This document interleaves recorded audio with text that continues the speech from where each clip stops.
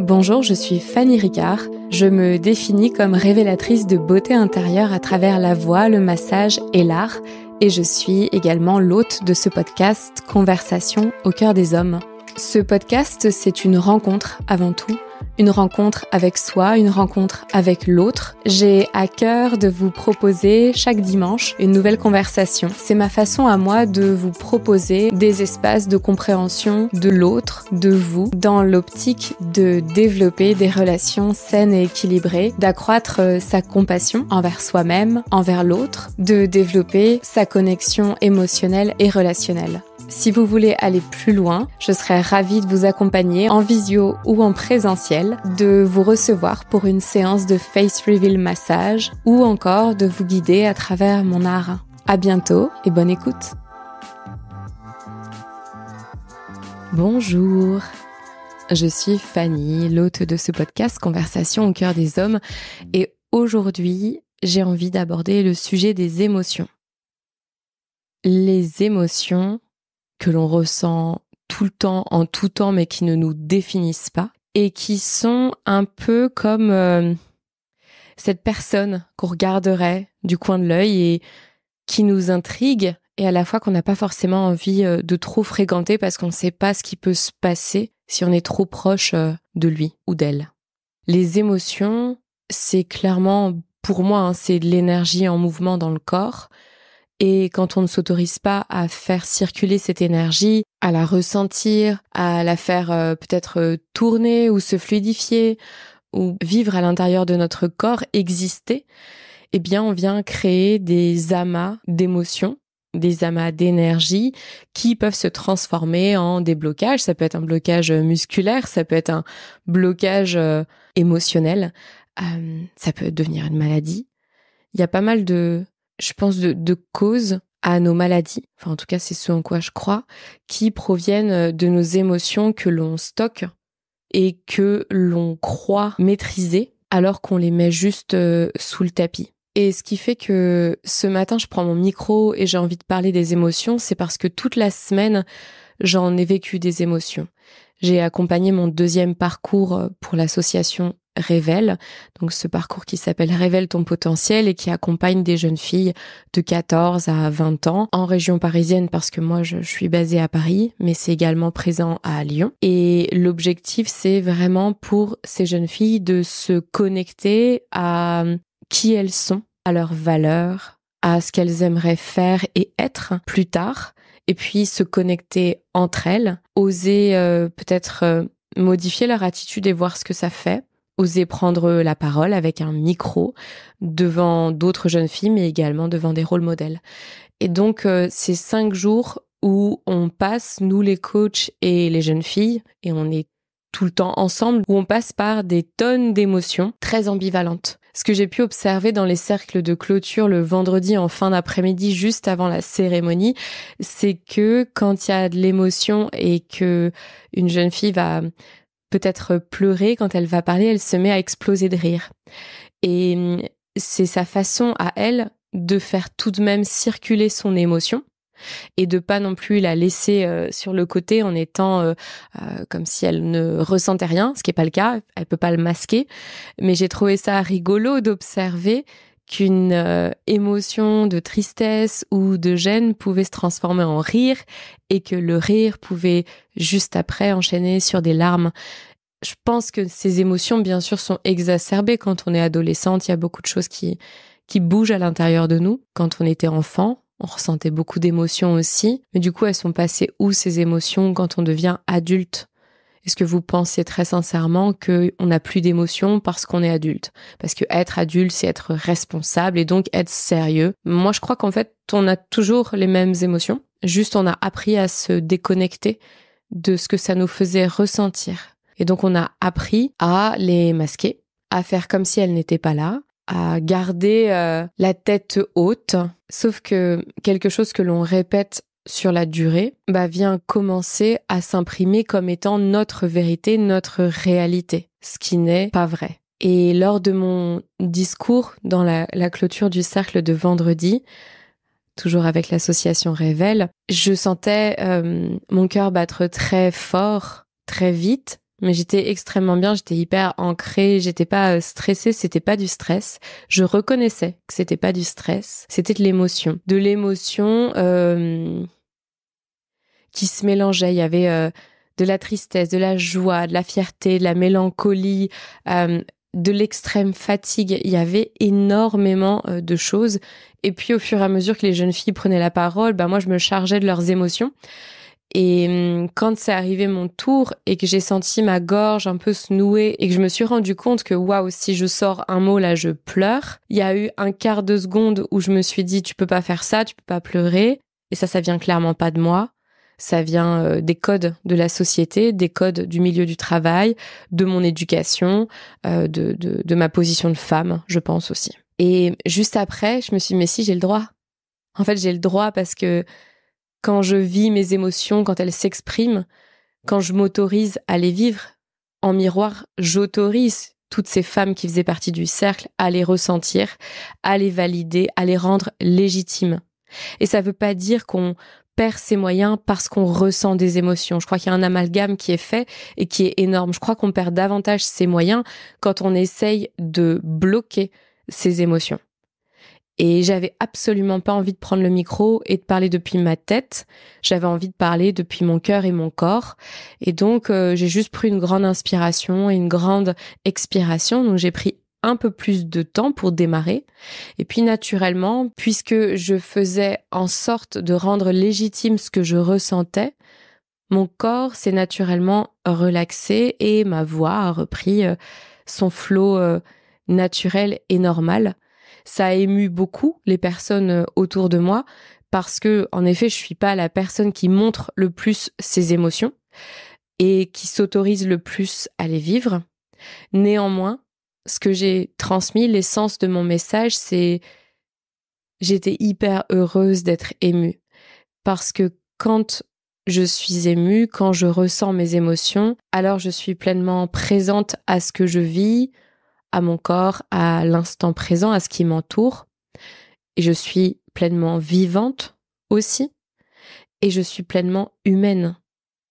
À partir du moment où je me déconnecte de mes émotions, je me déconnecte de mon humanité et je me déconnecte aussi du lien et du lien à l'autre. C'est pas possible de vouloir être en lien avec les autres et de s'empêcher de ressentir ses émotions. Parce qu'il y a un moment où cette ambivalence entre je veux mais je veux pas va venir faire exploser toutes les tentatives de création de liens, toutes les tentatives de relations sincères et profondes. Ça va rester en surface et ça va venir renforcer la croyance que c'est pas safe, c'est pas sécure de créer du lien parce que mes émotions sont invalidées. En fait, c'est rarement la personne en face de vous qui invalide votre émotion, c'est souvent vous-même. Et donc, si je parle en mon nom, je dirais que j'ai très souvent invalidé mes émotions. J'ai très souvent, moi aussi, considéré que j'étais trop sensible. Mais parce que ça, je l'ai entendu énormément et de la part de figures d'autorité, que ce soit dans le travail. Je me souviens de mon premier poste en tant que chef de secteur où j'avais eu, enfin, c'est même pas une altercation, j'avais un adhérent de magasin qui était très fâché, mais je ne sais plus pourquoi. Et il m'avait parlé comme du poisson pourri. Et en fait, j'avais pas pu retenir mes larmes parce que je me disais, mais comment est-ce qu'un humain peut parler à un autre humain comme ça ? Et il m'avait dit que j'étais trop sensible. Et ce que ça voulait dire derrière, c'est je suis pas faite pour ce business, je suis pas faite pour bosser en grande distribution, j'ai pas les reins assez solides. Et c'est pas la seule personne, bien entendu. Donc, dans ma carrière professionnelle, j'ai pu l'entendre. J'ai pu l'entendre de ma famille. J'ai pu l'entendre de mes ex. J'ai pu l'entendre de ma sœur aussi. Et au final, tout ça, ça vient invalider toutes les sensations que je ressentais et donc toutes les émotions que je pouvais ressentir. Il y a certaines émotions, en plus de ça, qui sont pas très agréables à vivre et encore moins agréables à exprimer. Et je pense à la colère qui peut devenir de la rage, à la tristesse. La joie, c'était OK pour moi d'exprimer de la joie, d'être la fille solaire, pétillante, etc. Mais je ne voulais pas qu'on me voie pleurer, je ne voulais pas qu'on me voie triste. Et je voulais pas non plus me mettre en colère parce que je m'étais beaucoup mise en colère par le passé, donc un peu sur le tard, post-adolescence. Et je ne voulais plus être cette personne. Je voulais plus être la personne qui s'énerve, qui sait pas gérer cette émotion de colère ou de frustration, parce que la frustration est quelque chose qui me parle beaucoup. Sauf qu'il y a une différence entre ne plus vouloir être cette personne. Donc là, ça voulait dire que mon émotion me définissait. J'étais cette personne colérique, par exemple, susceptible, on me l'a beaucoup dit, ou sensible. Alors que, en fait, j'étais moi. Et je vivais des moments d'émotion intenses. Je vivais des moments de colère ou de tristesse intenses que les autres autour de moi pouvaient pas comprendre. Et comme j'étais pas comprise, je considérais, vu que c'est aussi ma personnalité de me remettre en question pour progresser, je me disais, mais c'est moi le problème, en fait. Il y a pas à tergiverser. C'est moi le souci. Je suis unfit, en fait, pour la société. C'est pas OK pour moi. Et puis, c'est même dangereux, d'ailleurs. Et puis derrière, ça veut dire aussi, si je peux pas être en lien, je meurs. Donc, il y a la mort derrière chaque peur. Donc finalement, moi, pendant très très longtemps, j'ai mis mes émotions sous le tapis et je pensais que j'étais un peu cette queen hyper froide. Parce que c'est clairement ce que je renvoyais, quoi, le côté hautain, etc. Mes amis se sont jamais connectés à cette surface. Ils sont toujours passés en dessous. Et heureusement, j'ai toujours eu cet entourage qui m'a vue pour tout ce que j'étais et qui m'incitait finalement à menuiser un petit peu cette protection ou cette carapace ou cette cuirasse, je sais pas trop comment on pourrait le dire. Et aujourd'hui, je suis tellement heureuse d'avoir toujours cette protection autour de moi parce que c'est important, mais de m'autoriser à être une personne hypersensible parce que c'est mon super pouvoir. Et je crois que quand on ressent des émotions, qu'on ressent plein de choses, oui, ça peut énormément challenger. Non, c'est pas ce que la société veut pour nous, mais à la fois, c'est grâce à ça qu'on se connecte en profondeur à l'autre et qu'on lui permet d'être. C'est grâce à ça qu'on capte des choses que les autres ne captent pas. C'est pas pour rien que beaucoup d'artistes sont des personnes hypersensibles. Parce que c'est pas que... Je crois pas, en fait, qu'on ressente plus d'émotions. Je crois juste qu'on a unlock le système qui nous permettait de les ressentir. En fait, j'ai l'impression que c'est ça. Et que plus on se l'autorise et plus on peut aller capter une toute petite sensation dans le corps, une toute petite émotion, une toute petite intuition, beaucoup plus tôt et parfois aussi beaucoup plus fort que les autres. Et ça m'amène au sujet des relations parce que autant aujourd'hui dans le travail, je choisis de travailler avec des personnes, que ce soit en entreprise ou que ce soit mes clients en B2C, mes clients particuliers. Je choisis les personnes avec qui je travaille. J'ai refusé des missions parce que je trouvais que ça allait me générer beaucoup trop de stress ou ça allait me déconnecter de ma joie, de ma légèreté ou qu'on n'allait pas valoriser pleinement qui j'étais. Donc ça, ce sont des choix aussi courageux que j'ai fait, où j'ai pas choisi l'argent et j'ai choisi vraiment ce que je ressentais à l'intérieur de moi. Mais dans le domaine des relations, c'est pas toujours facile parce que pour le coup, je capte les choses très tôt, les signaux hyper tôt, les intentions, même sur un message écrit et toutes ces émotions qui me parcourent, tous ces ressentis qui me parcourent.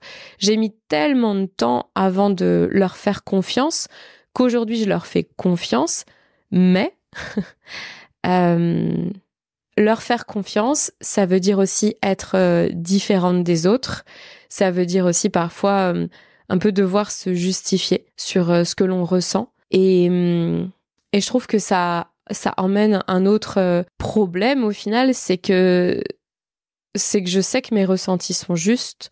Je sais qu'au moment où je ressens ces émotions ou ces ressentis, c'est juste pour moi, dans ma vérité et dans mon prisme.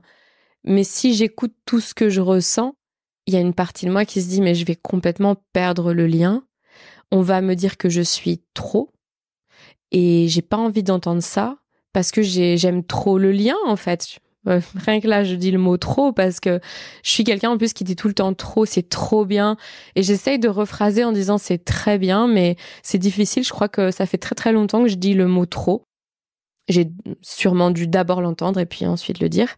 Et c'est au-delà d'une expression que j'ai pu commencer à dire, je sais pas, peut-être à l'adolescence où on dit ouais, c'est trop bien. Je pense qu'en fait, ça en dit long aussi sur qui je suis, parce que je crois qu'il n'y a pas de hasard sur les mots qu'on utilise. Et cette notion de lien, c'est à mon sens ce qui est le plus difficile et le plus beau. C'est pour ça que je me définis comme créatrice de liens.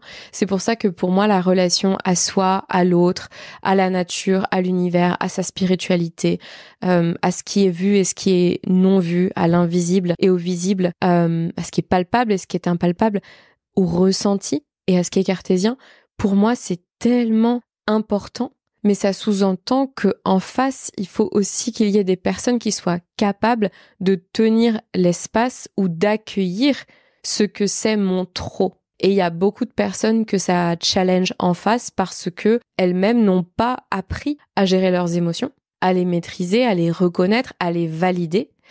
Et le fait de voir une personne les exprimer, pour ces personnes-là, c'est tout de suite wow, la personne, c'est un danger. Mais en fait, c'est pas un danger pour soi, c'est juste que ça vient nous montrer à quel moment on s'autorise à vivre ses émotions, à quel moment on les retient et on s'y autorise pas. Et la frontière, elle est ultra fine entre quelqu'un qui serait émotif et qui serait complètement drivé par ses émotions et que ça empêcherait de vivre et d'avancer, et quelqu'un qui juste est hypersensible, qui ressent beaucoup de choses, mais qui ne perd pas son centre. Parce que aujourd'hui, je sais que je peux me mettre à pleurer, à vivre des choses qui sont parfois très douloureuses à l'intérieur de moi, très tristes, que personne ne peut comprendre, c'est pas rationnel, mais une émotion, par définition, n'est pas rationnelle, mais je perds pas mon centre. Je sais que ça va passer. Par exemple, je le sais. C'est au moment où je le vis, je sais que ça va se terminer, je sais pas quand, et je sais pas ce que ce sera après. Mais comme on dit, après la pluie, le beau temps, c'est toujours ça. Donc quand on vit une émotion inconfortable, faut être prêt à accueillir que juste après, ça va être chouette en fait. Et le contraire est vrai aussi. Et il y a aussi ce truc de... moi, je suis quelqu'un que je vais dire modéré. En fait, c'est ça qui est bizarre, c'est que je ressens beaucoup et à la fois, je suis très modérée parce que j'ai juste compris les lois de l'univers et ce qui monte redescend. À partir de ce moment-là, moi, pour ma paix intérieure, mon système nerveux a besoin de pas être emmené très haut puis très bas. C'est quelque chose qui est plus qu'inconfortable, qui est presque du domaine de la sécurité. Et je suis pas quelqu'un du coup qui va être euphorique et quelqu'un qui va être dépressif. Je vais essayer de rester le plus possible dans mon centre. Mais je me suis rendu compte que c'était plus légitime pour moi, c'est très étrange ce que je vais dire, plus légitime pour moi d'exprimer des émotions un peu dark et un peu tristes. Genre, c'est comme une zone de confort, il y a comme une forme de zone de confort, alors que la joie maintenue dans le temps n'est pas une zone de confort. Comme si il y avait quelque chose en moi qui se disait « c'est trop beau pour être vrai ». Et on a encore le mot « trop » d'ailleurs. Et donc, je devais toujours assurer mes arrières, etc. Alors que... Et puis, qui je suis en plus quand je suis trop solaire, trop rayonnante, trop joyeuse, quelle place je prends et quelle place j'empêche de prendre aussi. Ça, c'est je pense aussi une question qui reste en suspens pour l'instant pour moi. Par contre, quand je suis la personne qui est triste, qui est dans un down, bah je me rends compte que je prends pas beaucoup de place et donc je ne suis pas trop. Et de toute façon, j'ai toujours entendu que les filles elles pleuraient et qu'elles étaient tristes et que c'était normal. Et donc j'ai comme l'impression que, en tout cas, cette émotion-là, un peu de tristesse et tout, pour moi, elle est plus facile à vivre. La colère n'est pas facile à vivre et l'extrême joie n'est pas facile à vivre. Et mon challenge, c'est ça, c'est d'accueillir 100% de mes émotions et de mes ressentis, de les valider, de les légitimer à l'intérieur de moi, de ne pas attendre la validation ou l'approbation à l'extérieur de moi, et par contre de créer un environnement qui soit safe pour moi, pour que je puisse les exprimer. Donc que ce soit dans une relation intime ou que ce soit dans une relation professionnelle, de pouvoir vraiment attirer à moi des personnes qui sont en mesure d'accueillir ça sans que ça vienne les challenger, donc sans que eux se sentent en insécurité et qui, moi, me permettent de les exprimer. Voilà ce chapitre sur les émotions. J'en parle très très souvent des émotions, mais parce que moi j'ai longtemps été déconnectée entre mon corps et ma tête. Et les émotions, je les stockais au niveau de la tête, donc c'est pas surprenant que j'avais autant mal à la tête, par exemple. Pendant des années, toutes les semaines, je prenais des Doliprane parce que j'avais mal à la tête. Et c'est pas juste que je réfléchissais trop, je pense que j'étais juste pas dans le corps. J'ai eu le ventre très ballonné, par exemple, donc plein de choses à l'intérieur qui se passaient. Et puis, quand ça a plus suffi, il a fallu que ça se manifeste par des maladies chroniques. En fait, j'avais des rhinopharyngites chroniques, et puis après j'ai eu des sinusites chroniques. Voilà, le corps a sa façon à lui de nous montrer ce que l'on n'exprime pas, ce que l'on n'extériorise pas, mais je crois profondément que tout est exprimable. Ça dépend juste du contexte dans lequel on est, pour pas se mettre trop en danger ou en insécurité émotionnelle. Mais tout ce que vous ressentez est toujours légitime, et si on vient le rendre illégitime, si on vient vous dire que vous devriez pas ressentir ça, bah dites-vous que la personne, elle parle d'elle-même. Elle parle de cette partie-là d'elle-même qu'elle n'arrive pas à gérer, et vous lui faites peur parce que vous lui montrez ce que ça pourrait être dans sa vie si elle osait exprimer ses émotions. Et donc peut-être que ses pires peurs se réaliseraient, ou peut-être absolument pas du tout, puisqu'une peur reste mentale. Mais en tout cas, la peur est là et vous lui faites peur. Donc elle vient pas vous dire tu ne devrais pas exprimer cette émotion. Elle vient se dire à elle-même qu'elle ne doit pas exprimer cette émotion parce que sinon il y a des conséquences extrêmement négatives pouvant entraîner peut-être des conséquences. Moi j'aime bien parler de la notion de mort parce que derrière toute peur il y a la notion de mort, mais peut-être pouvant entraîner la mort, ou à minima la mort de l'ego ou la mort d'une partie d'elle-même. Voilà, j'espère en tout cas que cet épisode vous aura été utile, vous aura fait pas seulement réfléchir dans la tête, mais aussi dans le corps. Et j'aimerais vous laisser avec cette question. Pour moi, chaque émotion a une couleur, un mouvement, une sensation. J'aimerais que vous puissiez fermer les yeux et vous connecter vraiment à vos ressentis et décrire ce que c'est pour vous la joie.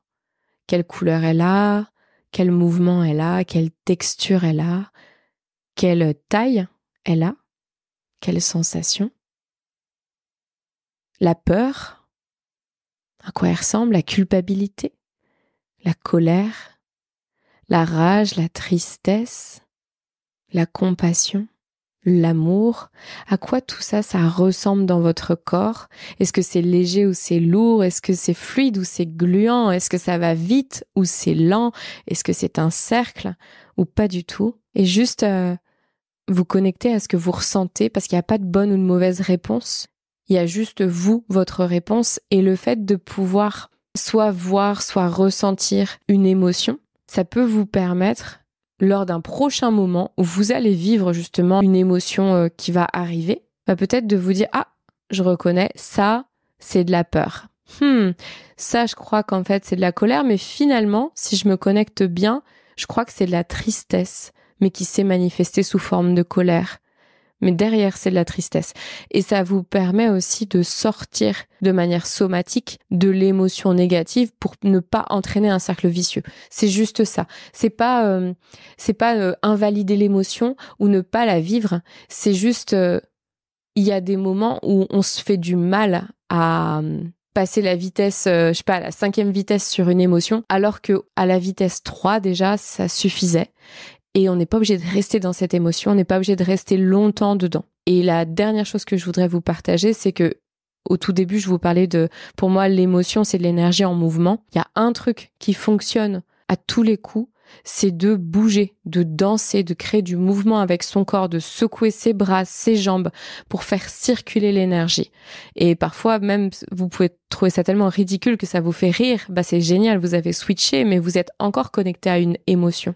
Et on en oublie à quel point le corps est génial pour faire circuler les émotions.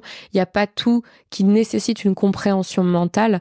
Le corps aussi peut faire sa part. Et d'ailleurs, quand je vous reçois pour un face reveal, parfois votre corps se manifeste et vous ne le savez même pas. Nous, on en parle après ensemble lors de la partie de conscientisation, mais le corps travaille tout seul et décide ou non de faire passer en conscience l'information. Je vous souhaite une très très belle journée, soirée, et je vous envoie beaucoup d'amour et beaucoup de lumière. À bientôt.